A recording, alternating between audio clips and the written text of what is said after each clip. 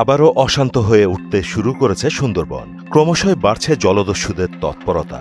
আবারও কোস্টগার্ডের অভিযানে অস্ত্র ও গুলিসহ সুন্দরবনের জলদস্যু আসাবুর বাহিনীর প্রধান আসাবুর রানা এবং তার সহযোগী আলমগীর মীরকে আটক করা হয়েছে। মঙ্গলবার দুপুরে সুন্দরবন সংলগ্ন ঠাকুরবাড়ি ঘাট এলাকা থেকে তাদেরকে আটক করা হয়।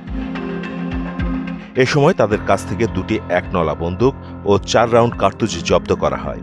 আটককৃতরা খুলনা জেলার দাকপ উপজেলার সুতারখালী গ্রামের বাসিন্দা বলে জানা গেছে। কোস্টগার্ড পশ্চিম জোনের অপারেশন কর্মকর্তা লেফটেন্যান্ট কমান্ডার মোহাম্মদ শামসুল আরেফিন জানান, গোপন সংবাদের ভিত্তিতে এদিন দুপুরে ঠাকুরবাড়ি ঘাট সংলগ্ন এলাকায় একটি বিশেষ অভিযান পরিচালনা করা হয়। অভিযান চলাকালীন ওই এলাকা থেকে সুন্দরবনের দুর্ধর্ষ জলদস্যু আসাবুর বাহিনীর প্রধান আসাবুর সানা এবং তার সহযোগী আলমগীর মীরকে আটক করা হয়। গোপন সংবাদের ভিত্তিতে 12 নভেম্বর 2024 তারিখ কোস্টগার্ড পশ্চিম জোন মংলা কর্তৃক খুলনা জেলার দাকপ থানাধীন কুঠারবাড়ি ঘাট সংলগ্ন এলাকায় একটি বিশেষ অভিযান পরিচালনা করা হয়। অভিযান চলাকালীন উক্ত এলাকা থেকে দুর্ধর্ষ ডাকাত আসাবুর বাহিনীর প্রধান আসাবুর সানা ও তার সহযোগী আলমগীর মীর সহ দুইটি একনালা বন্দুক ও 4টি কার্তুজ আটক করা হয়। আটককৃত আসাবুর দীর্ঘদিন সুন্দরবন সংলগ্ন এলাকা হতে জেলেদের অপহরণ করে মুক্তিপণ দাবি সহ বিভিন্ন ধরনের অনৈতিক কর্মকাণ্ডের সাথে জড়িত ছিল।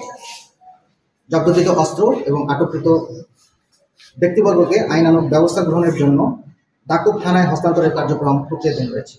আটককৃত ব্যক্তিরা খুলনা জেলার দাকপ থানাধীন সুতারখালী গ্রামে বসবাস করে। তাদের বিরুদ্ধে দাকপ থানায় একটি অবৈধ অস্ত্র মামলা ও 2টি ডাকাতি মামলা রয়েছে বলে জানা। সুদবিহীন ব্যাংকিংয়ে আত্মশুদ্ধির পথ এনআরবিসি ব্যাংকের ইসলামিক ব্যাংকিং আল আমিন।